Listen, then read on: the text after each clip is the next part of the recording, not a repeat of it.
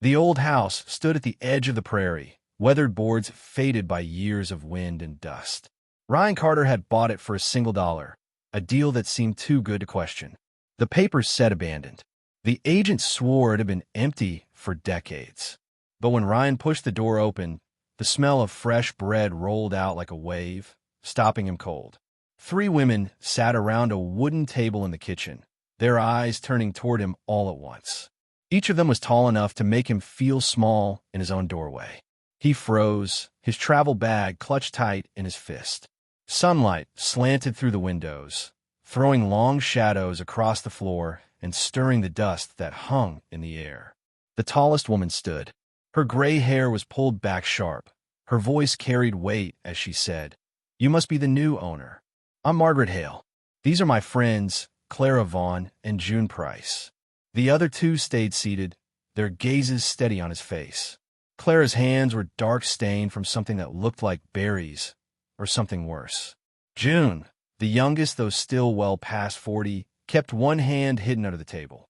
"I was told this place was empty," Ryan said, his voice cracking like a boy's. "The agent said no one had lived here for years." Margaret's laugh was like glass breaking. "Agents say many things. We've been caretakers, keeping the house from falling apart. But now that you're here, we need to talk about what happens next." Ryan's stomach tightened as he noticed fresh firewood by the stove, vegetables on the counter, and 4 place settings on the table, as if they'd been waiting for him. "Caretakers," he repeated. "No one mentioned caretakers in the contract." Clara spoke at last, her voice smooth as honey but edged like a blade. "There are many things about this house that weren't in your contract, Mr. Carter. Things a smart man would want to understand before deciding to stay." June lifted her hidden hand, showing fingers wrapped in old cloth stained a disturbing brown. "Some houses choose their owners," she murmured. "Others push them out." The smell of bread, so warm and inviting at first, carried something else now, a hint of the butcher's shop Ryan had visited as a child. Outside, his horse whinnied nervously, picking up on the tension thickening the air. Ryan took a step toward the door, but Margaret's next words froze him. "Before you think about leaving, you should know we have something that belongs to you. Something that's been waiting here much longer than you can imagine." His heart pounded as Margaret moved toward a wooden chest beneath the window. Clara and June watched him with unnerving stillness. "My father didn't leave me anything but debts," Ryan said, forcing his voice steady. "Whatever you think is mine, you're wrong." Margaret paused with her hand on the chest latch. "Your father? Perhaps. But what about your grandfather?" The name hit Ryan like a punch. His grandfather, Jacob Carter, had died when Ryan was barely old enough to remember him. The stories had always been vague, trailing off in his silence. "You knew my grandfather?" Ryan asked. Clara stood slowly, her berry-stained fingers tapping the table. "We knew him well enough to make a promise. One we've kept for over 20 years. The chest creaked open. Inside were papers bound with ribbon, leather pouches that clinked with coins, and at the bottom, a photograph of a man who looked exactly like Ryan would in 30 years. "Jacob left this house to you," Margaret said softly, "not through any paper filed with the government, but through an arrangement that mattered more than law. He knew someday his grandson would need a place to start over, and he wanted to be sure it came with everything necessary to build a real life." June unwrapped her bandaged hand, showing only old scars. The stains had been a trick, meant to make him fear the worst. "We've been protecting this," she said. "Your grandfather saved our lives once. This is our way of repaying him." Ryan's head swam. He had always believed his family line ended in poverty and disappointment. Now, these 3 strangers claimed Jacob Carter had left him a house filled with secrets and wealth. "Why now?" Ryan asked. "Why tell me today?" Margaret closed the chest carefully. "Because yesterday we heard others have been asking about Jacob Carter. Dangerous men who would tear this house apart to find what they think he left behind." Outside, the sound of approaching horses carried on the afternoon wind. Clara's face hardened as she peered through the curtain. "They're here," she whispered. "4 men, armed. And they're not here to welcome the new neighbor." Ryan's pulse kicked hard as he edged toward the window. Dust swirled outside where the riders slowed their horses to a trot. The lead man sat tall in the saddle, salt and pepper beard catching the afternoon light. His coat looked worn, but he carried himself like someone used to being obeyed. "Who are they?" Ryan whispered. Margaret didn't look away from the window. "Calvin Marsh. We knew this day would come." June moved fast, gathering the papers from the open chest, her hands steady but urgent. "Ryan," she said without looking up, "there's something you need to know about your grandfather's business." "Business?" Ryan's voice cracked. "You mean these coins? This house?"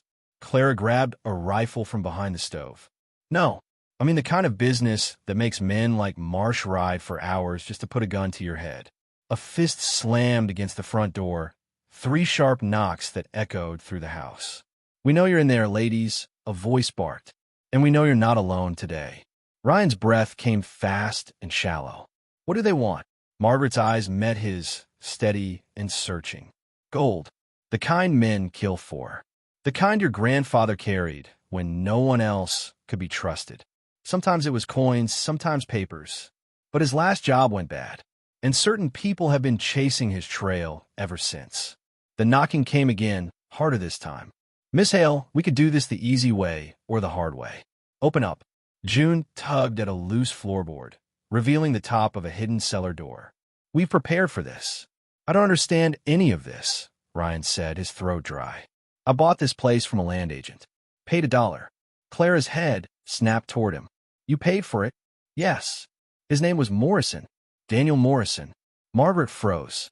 "Daniel Morrison's been dead 3 weeks." The words sank into Ryan like ice water. "No, he sold me this house himself. He said he'd been trying to unload it for years." Margaret's mouth tightened. "Someone's been playing a long game. Someone wanted you here today." Before Ryan could answer, the doorframe shook under a heavy kick. The wood splintered. Ryan stumbled backward as the front door burst open. Calvin Marsh stepped inside, flanked by 2 armed men. Their boots thudded against the floorboards as they fanned out, weapons raised. Well, Calvin drawled, eyes sweeping the room before landing on Ryan. "The grandson finally shows up to claim his inheritance. Looks like we're all in the right place at the right time." The back door crashed open. 2 more men appeared, rifles ready. The escape route was gone. Margaret raised her hands slowly, her face calm but defiant. "The gold isn't here, Calvin." Calvin's laugh was sharp and bitter. "Don't insult me, Maggie. I've been chasing Jacob Carter's trail for 23 years. You expect me to believe he hid it somewhere else?" June stood in front of the cellar door, her scarred hands steady as stone. "Jacob never told us where it was. He didn't want anyone knowing, not even us. Our job was to keep his family safe." One of Calvin's men, thin and cold-eyed, glanced at his boss. "We should start tearing this place apart." "Patience, Marcus," Calvin said, his gaze fixed on Ryan. "I have a feeling our young friend knows more than he thinks." "I don't know anything." Ryan's voice shook, but his eyes didn't drop. "I didn't even know this house was my grandfather's until last week." Calvin's brow furrowed. "You paid for land that was already yours." He shook his head, almost amused. "Son, you've been led right into the trap." The room went still. Clara's rifle never wavered, but Ryan saw the flicker of doubt in her eyes. Someone had orchestrated this meeting, brought every player together at once. "Who sold you this house?" Margaret asked again, more urgently. "I told you. Morrison. Daniel Morrison." Calvin's expression darkened. "That's impossible. Morrison's dead. Heart attack, they said. But I've been around long enough to know when a heart gets some help stopping." The implication hit hard. Someone had killed Morrison, stolen his name, and sold Ryan this house, just to bring him here. "You're all being played," a voice called from the doorway. Everyone turned. A young woman stood framed in the broken door, dust on her boots, travel cloak still warm from the sun. "Ruth Morrison," Calvin said coldly, his gun coming up. "Should have known Daniel's daughter would show her face." "My father spent 20 years guarding this secret," Ruth said evenly. "But when he realized he was dying, he made sure the truth would come out." Ryan swallowed hard. "What truth?" Ruth stepped further inside, eyes on Calvin. "Your grandfather didn't hide the gold. He spent it. The kitchen went silent. Even the wind outside seemed to stop as Ruth's words sank in. Spent it. Calvin's voice cracked with disbelief. No man burns through that kind of fortune. Not Jacob Carter. Ruth's eyes never wavered. He didn't spend it on himself. He used every ounce of it to buy freedom for people your employers had chained in that mining camp. Ryan felt the floor tilt under him. Freedom? June nodded slowly, her voice soft. Your grandfather used the gold to pay off guards, to get travel papers, to smuggle people out. We were 3 of them. Calvin shook his head, anger flaring. You're lying. That gold was federal property. You expect me to believe he gave it away to strangers. He didn't see strangers, Ruth said. He saw human beings treated worse than animals. And he wasn't the kind of man to look the other way. Clara lowered her rifle slightly, her voice breaking for the first time. Jacob saved us, Ryan, and dozens more like us. He never kept a dime. Ryan's heart hammered. The chest full of papers. Were they proof of this? Those documents, they're not treasure maps. They're manumission papers, June said. Travel passes. Records of every family he helped. That was his real inheritance for you, knowing what kind of man he was. Calvin's face paled. The gun in his hand wavered just enough for Marcus to glance at him uneasily. Boss, Marcus muttered, if there's no gold. There's gold, Calvin snapped, though his voice sounded less certain. There has to be. 23 years, chasing every lead, every rumor. I'm not walking away with empty hands. You've been chasing ghosts, Ruth said flatly. The investors who hired you? They're dead. All of them. And someone's been using you to clean up anyone who knew the truth. Calvin stared at her, a sick realization dawning. You mean all those people I questioned? Dead or disappeared? Ruth finished. My father survived because he saw through it early. He knew you were being used. Outside, hoofbeats pounded again, slower, heavier. Ruth's voice sharpened. Federal marshals. I sent word 3 days ago. This whole investigation is closing, Calvin. It's over. No, Calvin's eyes darted around, wild now. No, you don't get to end this. Not after I. The front door filled with lawmen, badges flashing in the dusty light. Federal marshals, a deep voice barked. Everyone inside, hands where we can see them. Margaret stepped forward, calm and steady. Ryan Carter, she said quietly, no matter what happens next, you need to understand. Your grandfather wasn't rich in money, but he was rich in courage. That's the real inheritance. Calvin's weapon lowered slowly. The fight drained out of him like water from a cracked bucket. Marcus and the other gunmen looked at one another, uncertainty breaking their hard edges. I want to make a statement, Calvin muttered, his voice hollow. I want to tell you everything about who hired me and what they made me do. The marshals moved in, taking weapons and lining men against the wall. The lead marshal, a weathered man with steady eyes, studied Ryan. You're Jacob Carter's grandson? Ryan nodded, still dazed. Yes, sir, though I'm finding out my inheritance isn't what I thought. The marshal's face softened. Sometimes the most valuable things ain't worth $1. Your grandfather's report helped us shut down that mining camp 20 years ago. Saved a lot of lives. Ruth stepped closer, urgency in her voice. Marshal, there's more. The man who's been pulling the strings, who's been using Calvin all these years, he's still out there. Oh, the marshal demanded. Someone rode up outside, single horse at a hard gallop. June's eyes darkened. You won't have to wait long to find out. Through the broken window, Ryan saw the rider dismount. An older man, clean coat, careful movements, eyes sharp as a knife. Judge William Cartwright, Ruth whispered. Ryan froze. A judge. Margaret's voice went low, bitter. The man who sold you this house, Ryan. The man who's been signing Calvin's arrest warrants. He's the one behind it all. The clatter of hooves stopped outside. For a moment, no one in the kitchen breathed. The marshals froze near the door, hands on their weapons, waiting. Through the broken window, Ryan watched the older man swing off his horse. He moved carefully, like someone who knew his time was running short but still carried himself with authority. Judge William Cartwright. Marshal Davidson muttered under his breath. His jaw tightened. I figured this would bring him out. The judge's voice cut through the air, strong despite the years. Marshal, I know you're in there.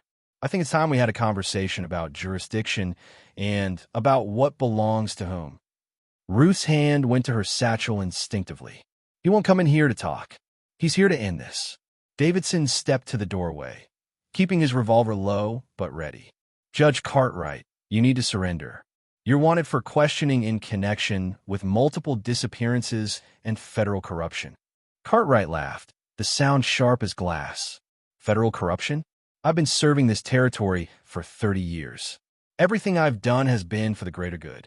The greater good doesn't involve enslaving innocent people, Margaret called out, her voice shaking but clear.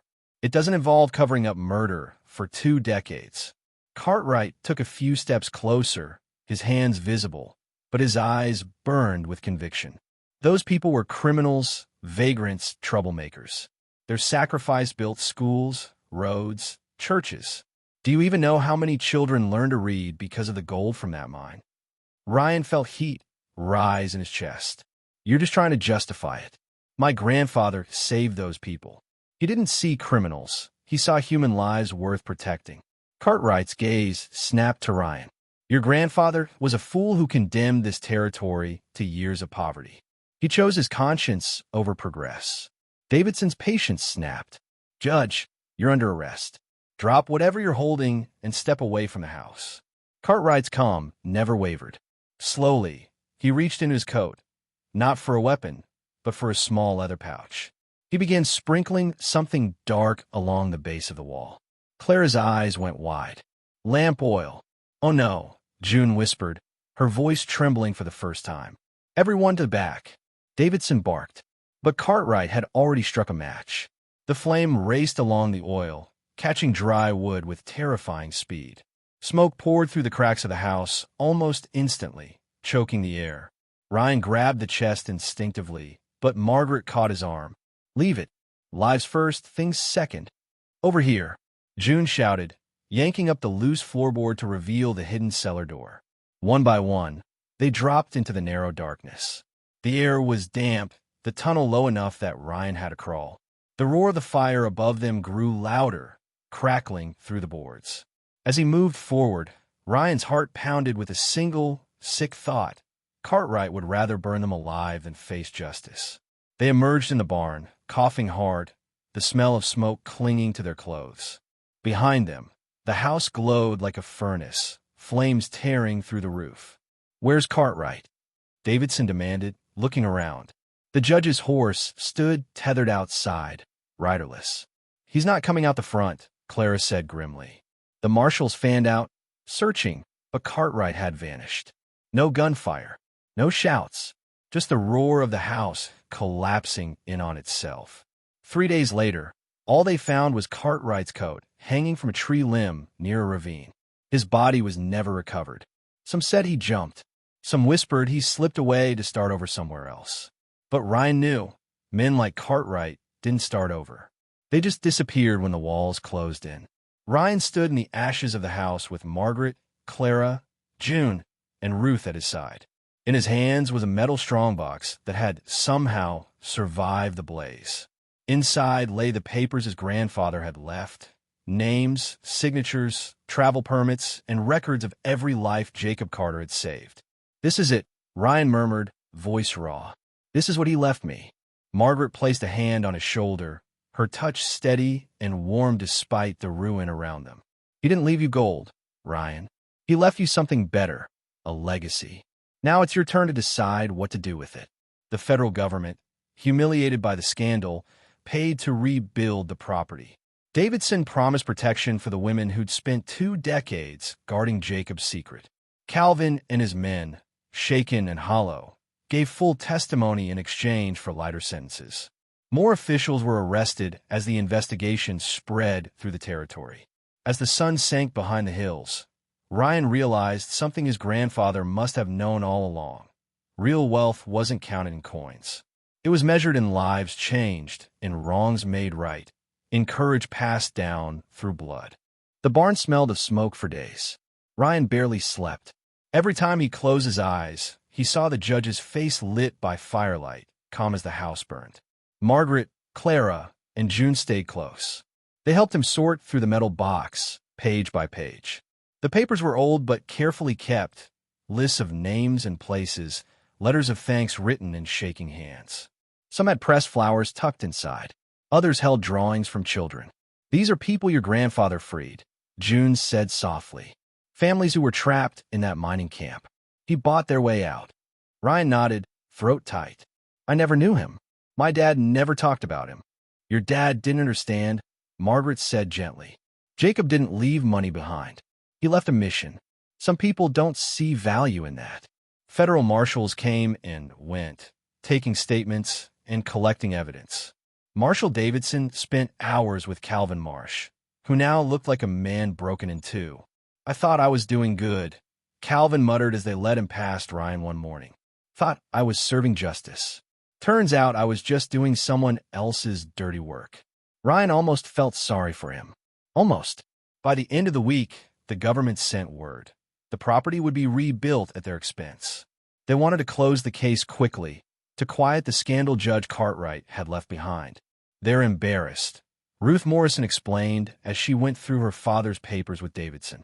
"They want people to forget federal gold was used to fund a labor camp." Ryan stared out at the charred ruins of the house. "And what happens if people don't forget?" Davidson sighed. "Then some powerful men lose their jobs. Maybe even go to prison." Clara looked up from the strongbox. "And what about this?" she asked. "What do you plan to do with your grandfather's records?" Ryan didn't answer right away. He picked up one letter, written by a man thanking Jacob Carter for helping him get his wife and children out of the camp. The ink was faded, but Ryan could feel the emotion in every word. "This isn't just history," Ryan said finally. "It's proof. People deserve to know what happened." "That's dangerous," Ruth warned. "There are still people alive who'd rather bury this forever." "Let them try," Ryan said, his voice steady for the first time in days. "My grandfather risked everything for these people.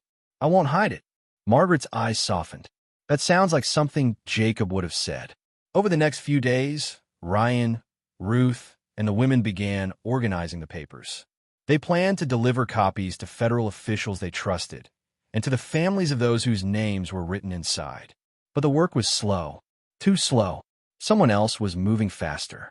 Late one night, a rider came pounding down the road. Davidson was still on the property when the man arrived. Breathless, the messenger handed him a note. The marshal read it twice, then looked at Ryan with a grim face. "There's been another murder," he said. "One of the old miners who worked at that camp. Someone's tying up loose ends." Ryan felt a cold weight settle in his stomach. "You mean Cartwright?" Davidson shook his head. "Cartwright's gone. Dead or hiding, no telling which. But whoever helped him, whoever really ran this thing, is still out there." Margaret crossed her arms. "And they know Ryan's got the papers now." The barn suddenly felt smaller, the night darker. Ryan looked at each of the women, at Ruth, who stood her ground even as fear flickered in her eyes. At Margaret, solid as oak. At Clara, quiet but watchful. At June, younger than the others, fists clenched like she was ready to fight. "This isn't over," Ryan said. "No," Davidson agreed. "But it's about to get dangerous." The next morning was gray and cold, clouds hanging low over the prairie. Ryan woke to the sound of voices outside. Marshal Davidson was talking to two deputies near the barn. Their faces looked tight and serious. "What's wrong?" Ryan asked, stepping out into the chill air. Davidson held up a folded telegram. "Another warning. Somebody's been asking questions about you in town. Same folks who've been hunting these records." Margaret appeared behind Ryan, holding a tin mug of coffee. "Then they're close. Too close." "They won't stop," Clara said quietly. She stood with her arms crossed, her expression calm, but her eyes sharp. "They didn't stop 20 years ago, and they won't stop now." Ryan felt anger building in his chest. "So what? We hide here until they come? Wait to see who they try to kill next." June shook her head. "That's not what your grandfather would do." Davidson stepped forward. "Listen to me, son. These people are dangerous. Cartwright was just the face. Someone else gave the orders. Someone with power.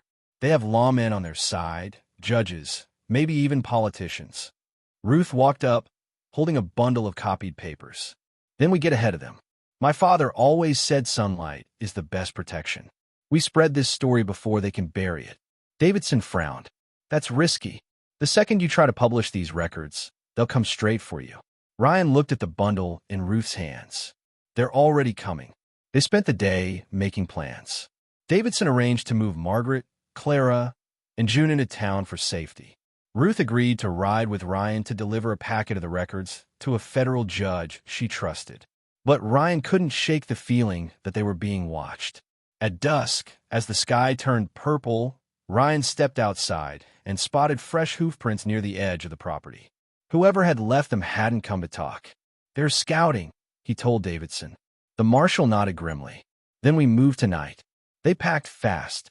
Ruth saddled 2 horses while Ryan carefully loaded the strongbox into a canvas bag.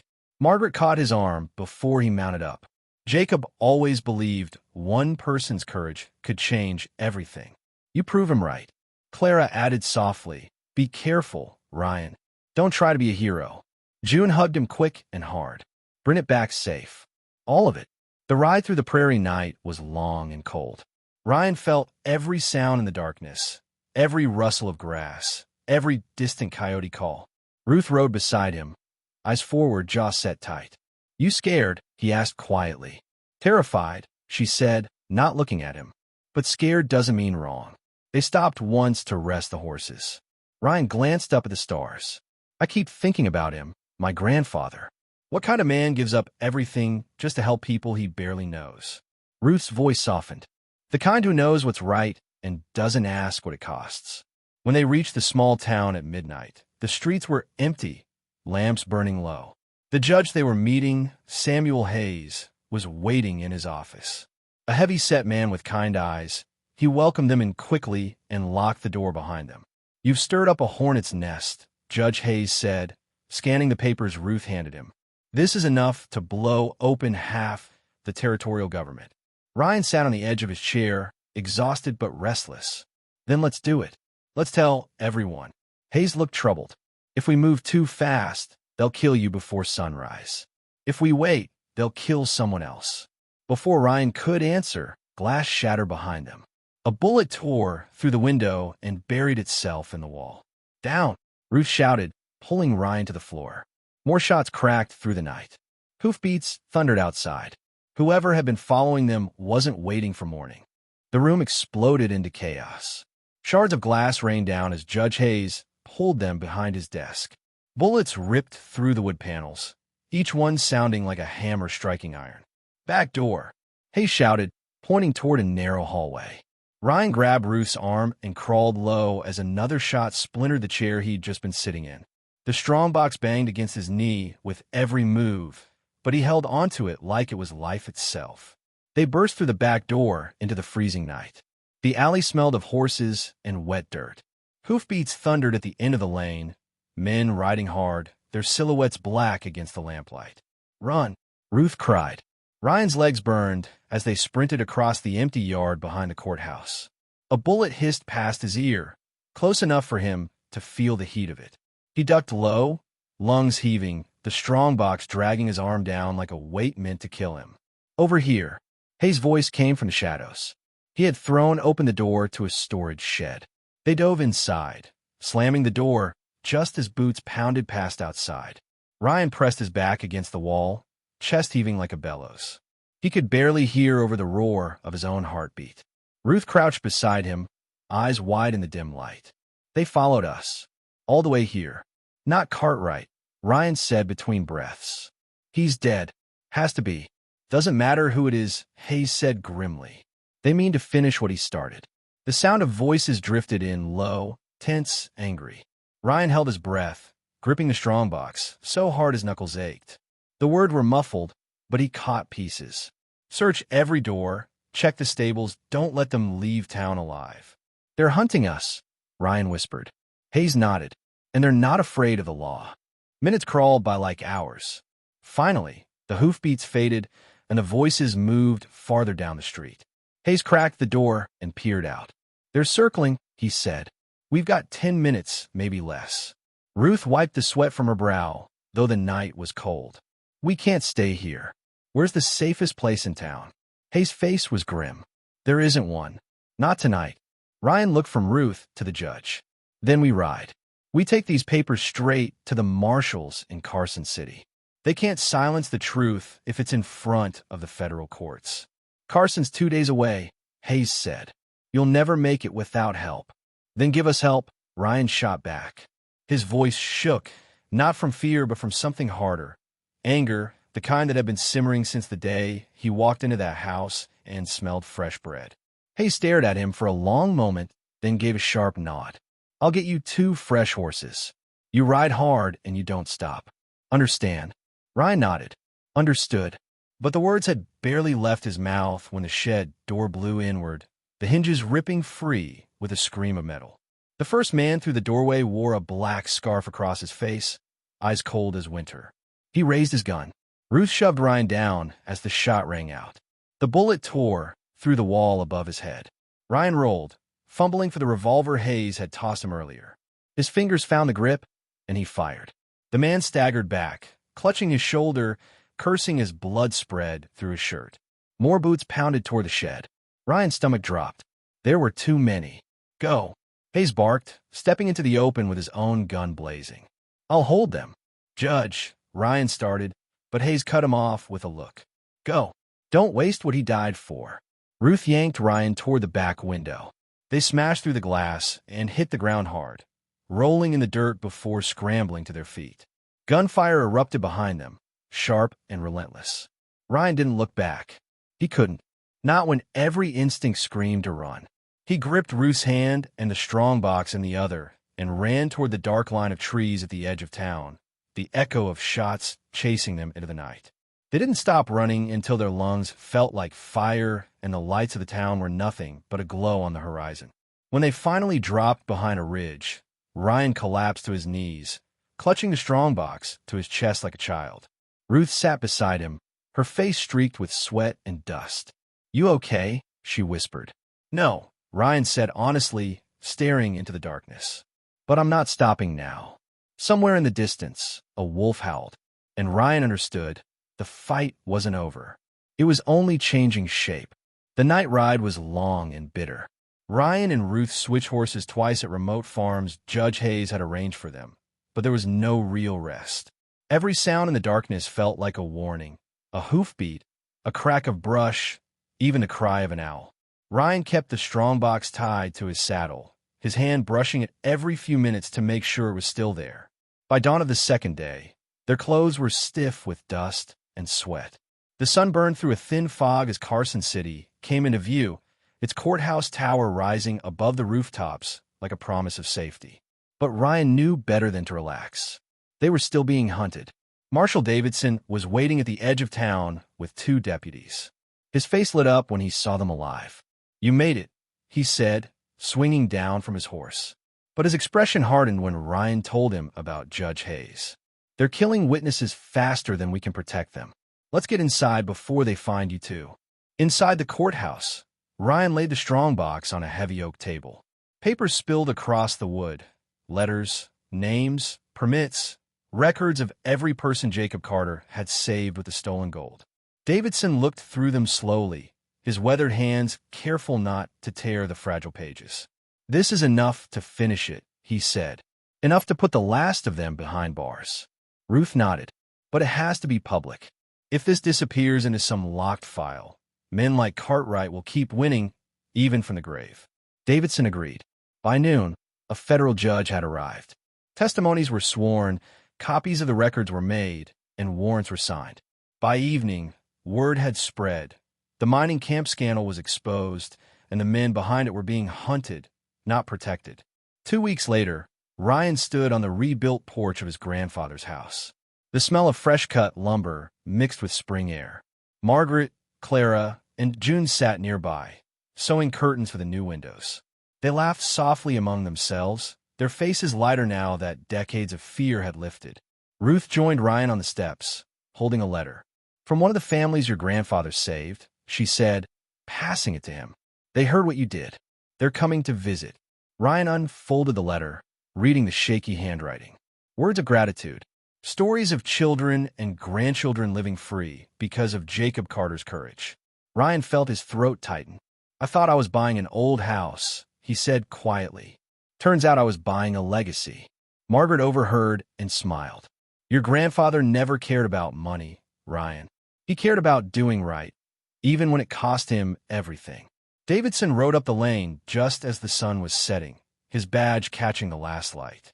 It's done, he said simply. The men who helped Cartwright are under arrest. Those who gave the orders won't ever give them again. Ryan nodded, feeling something in his chest loosen. Not joy, exactly, but peace. For the first time since he'd walked through that dusty doorway and smelled fresh bread, he felt at home. That night, as the prairie wind moved gently through the new-built house, Ryan sat at the table with the three women and Ruth. They ate simple food and talked about Jacob Carter, not as a myth or a mystery, but as a man who had made a choice. Ruth looked across the table. Do you know what I think? She said softly. I think you believe that wealth isn't what you keep. It's what you give away. Ryan glanced at the strongbox on the shelf, its papers carefully preserved. Then maybe I finally understand him, he said, and maybe I know what to do next. The women nodded, and Davidson raised his glass. To Jacob Carter, he said, a man who proved one person's courage can echo for generations. Ryan lifted his glass too, and to making sure that echo never fades. Outside, the prairie stretched wide and quiet under the stars. The house stood solid again, not because of money or gold, but because of the lives it sheltered and the truth it carried forward. The lesson was clear. Wealth measured in coins can be stolen or burned, but wealth measured in courage and compassion never disappears. One person's choice to do what's right can change the lives of people they may never meet, and leave behind a legacy no fire can destroy.